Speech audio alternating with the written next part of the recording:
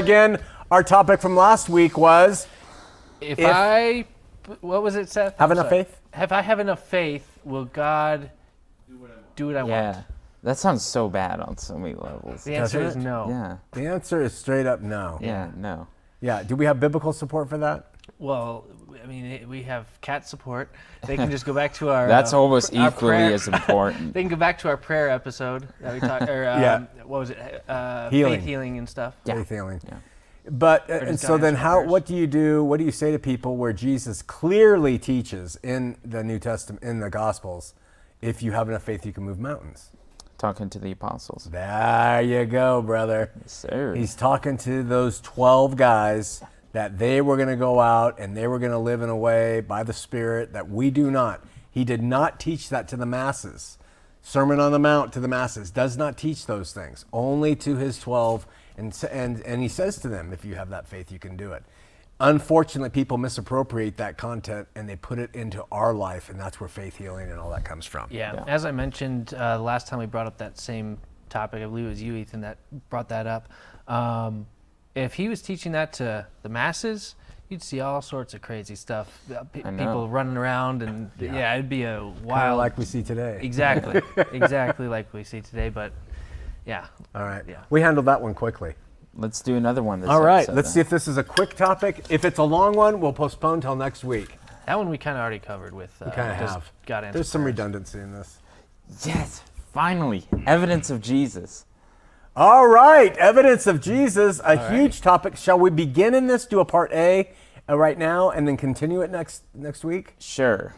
All right. Well, you were very excited about it. The brief thoughts. What do you have to say? Well, the beginning part of the book. This is theory. I mean, historically, there is little to no question that Jesus existed. I mean, the biggest named atheists don't really even question. I mean, Richard Dawkins, all those guys, they don't question the existence, and they say it's not an important thing. And I would agree with that too, because the name Jesus was very common in the first century. So we have to make it more specific. Okay, was there a claimed miracle worker? Okay, you can go to Josephus and go to other historical texts, and then you go to the more important aspect. Was he the promised Messiah that the Jews were waiting for? And you could go more into detail, which I guess we'll do next week. Okay. Wasn't there that conspiracy theory about that they kind of made the whole thing up just to mess with the Romans, was it? Yeah, with Josephus being a big player in that. Right, yeah, they all... The Herodian concept. That's right, that's what it's called, yeah. I couldn't remember the details of that, but I knew there was something like, that sort of disputed that he existed. And we'll talk about that next week, too. Mm-hmm. I know not much about that. Me neither. I know you've mentioned that during one of the Revelation teachings. Teaching, yeah. Back in the day. So do you think that it's really... What were you saying, it's not important? That the atheists don't think it's that big of a deal? Yeah, I don't think it, because it's very, very, for lack of a better term, easy to show that there was likely a man named Jesus in the first century. Mm-hmm. Like, that's the easy part of this whole question. The harder part is to talk about, well, did he do miracles? Did he die on a cross? And did he resurrect from the dead? That's the hard part. Okay, all right. And is the question, it's just called evidence for Jesus? Yeah, evidence of Jesus. Of so we Jesus, can go deep into this, which I say we do. Who wrote that? Who wrote this? You.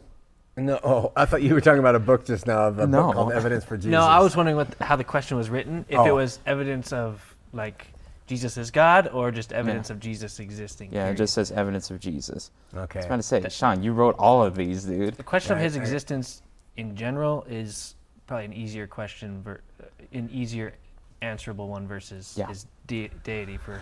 Yeah, and I don't like the general question because I think it's stupid. I mean, there was a guy named Jesus in the first century. Big deal. I mean, so I don't even like that. When we say Jesus is there evidence there was someone who performed miracles and claimed to be the Son of God who was the Messiah who gave his life on a cross and resurrected? Is there evidence for that? That should be our homework. Yeah. You're prepared? Right now? No, for next week? I'll be prepared. Are you prepared, sir? I'll have to get prepared. I'm not at all right now. I got some people I'll have you watch. This is a tough one for me to answer. We just did it right now. So. Yeah.